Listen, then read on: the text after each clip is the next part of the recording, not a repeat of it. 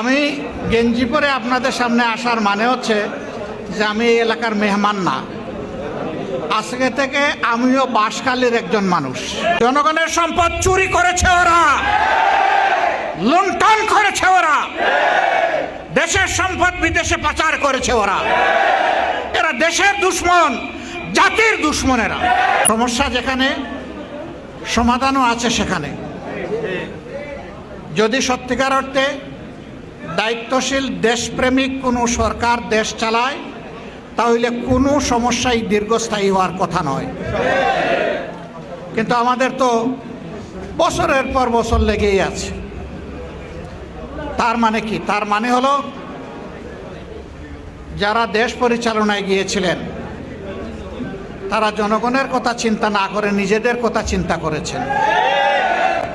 জনগণের সম্পদ চুরি করেছে ওরা, লুণ্ঠন করেছে ওরা, দেশের সম্পদ বিদেশে পাচার করেছে ওরা। এরা দেশের দুশ্মন, জাতির দুশ্মনেরা। এরা কারা?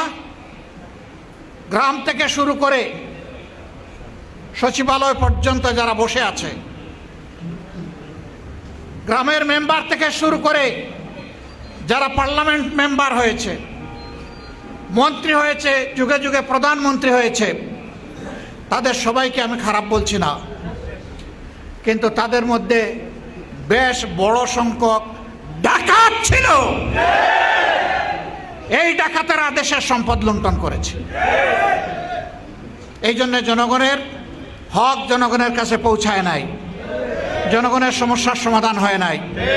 আমরা ঘোষণা করেছি আমাদের যুদ্ধ সব ধরনের দুর্নীতির বিরুদ্ধে, আমাদের যুদ্ধ সব ধরনের চাঁদাবাজির বিরুদ্ধে, আমাদের যুদ্ধ সব ধরনের লুণ্ঠনের বিরুদ্ধে। সম্মানিত ভাইয়েরা এবং আমার বোনেরা,